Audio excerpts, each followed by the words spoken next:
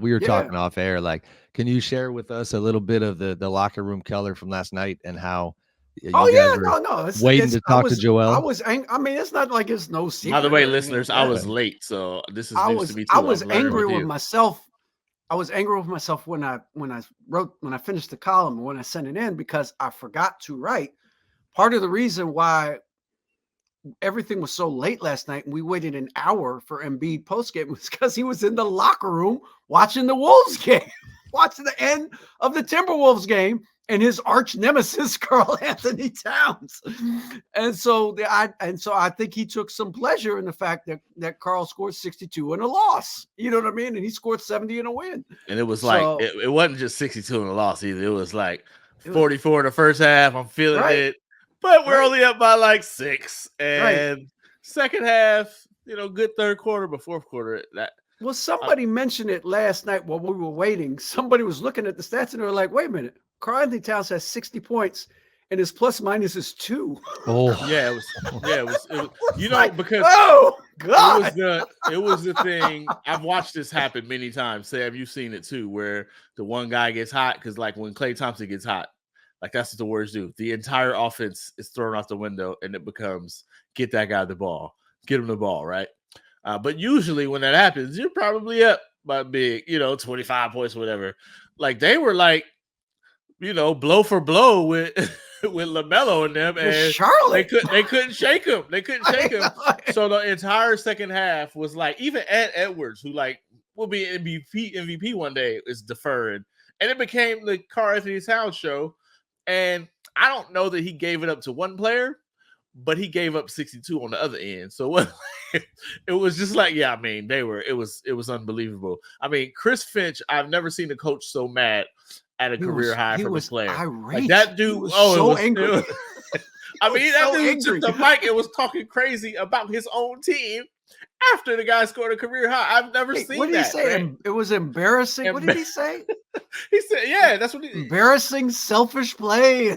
Like, you know what I'm saying? They in there signing the ball for Karl Anthony Towns. Like, you know what I'm saying? Not what we deserve. Game. And the coach is in the podium room like, this was awful. It'd be great if Finch went and gave the game ball to Charlotte just to prove a point. I know, right? Absolutely disgusting performance of defense and immature basketball. Chris Finch. I mean, it really did devolve into like some Rucker Park scene, except it wasn't that good. Like it wasn't like, you know what I'm saying? Like there's you can feel it when a dude is hot. It's like the other team is like, that's it, it's over. Yeah, they were nah. No. I mean, literally, they were like, nah. PJ Washington was like, run the Charlotte. This is Charlotte. This isn't the. You know what I mean? Yeah, like, it was Charlotte wild. In your spot is going, no, we good. Keep scoring. We good. Guys, what happened at the end? I need clarity on, because I don't want to get it wrong. Like, didn't some version of Towns getting benched happen at the end? He got benched. Yeah, he got pulled. Yeah, he got pulled for defense. For defense. Yeah. And I'm sitting there going, wait a minute. Ain't y'all got the number one defensive rating in the league with Karl Anthony Towns? Like, right. Huh? But it does bring up. Now, I mean, this obviously is like a fluke situation, but one of the amazing things about the Timberwolves, right? Because they're really good. It's like Naz Reid. It's like really good player who finds himself on the bench at the end of games. Like, how many teams will just be like, "Yo, Naz, I got 30 a year for you right now," right? And he literally he shoots threes. He blocks shot. Like he's really good.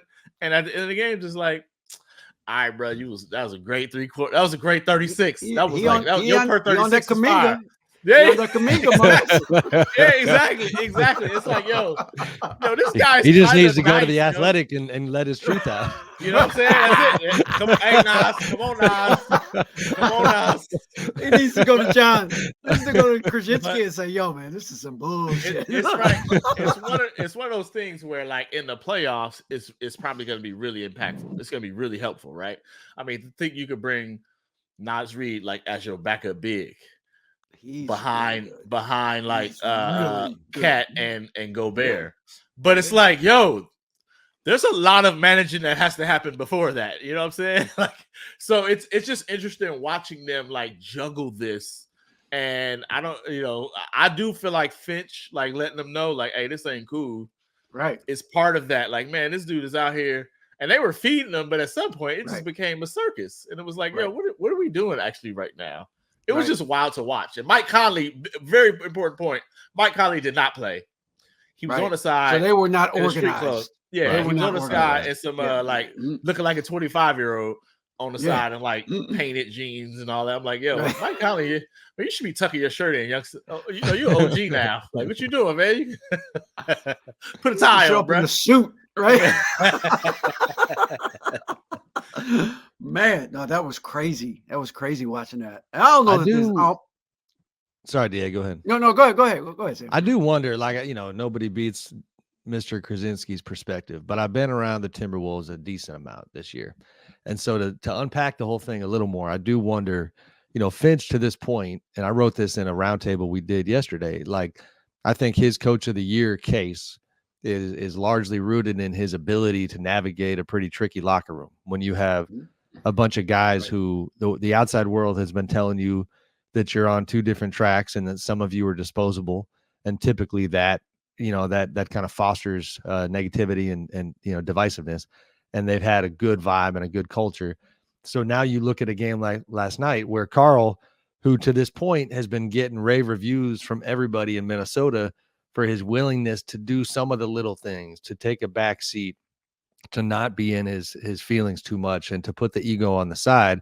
So here he's got this night that in a perfect world, he gets one night to cook, to be celebrated. Just they get the one W. night. Yeah. One night only. One night. But instead, because he falls short, like, he gets to see the other side of his coach, which is just like, dude, this is not what we're doing. And now you're going to get killed. I mean, we're on here talking tough about him. And that's the type of thing that I have wondered for a while, like, how long can they keep this kumbaya thing going, given the state of the roster? It's a good question. I think, well, I mean, as long as they keep winning, I think they'll be all right. But they got to keep winning, and that's even though the West is somewhat, I think, diluted this year, it's not nearly as good, top to bottom as it's been in previous years. I still think it's really hard to win a lot of games in the Western Conference. Even though Golden State's mediocre and the Lakers are mediocre, they still got dudes on their team that can go get 50. Like, anybody. you gotta beat them. Yeah, you gotta beat them. Yeah, you know what I'm saying? Like, so it's not like you ain't just gonna walk in the Chase Center and beat the Warriors by 30. You know what I mean? Unless you're the Raptors, then you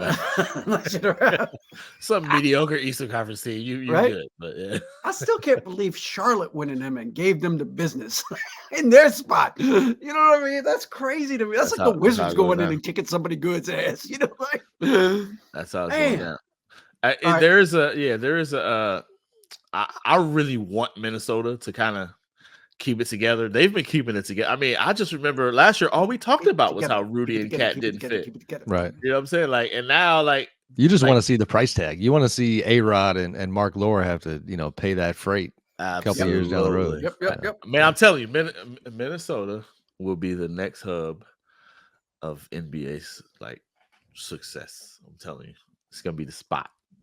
That's California, New York, way too expensive, man. Minnesota in the springtime is fantastic. Unbelievable. It's great. Unbelievable. It's great. Not good. Great. People sleep on it. People sleep on it. And I'm with it.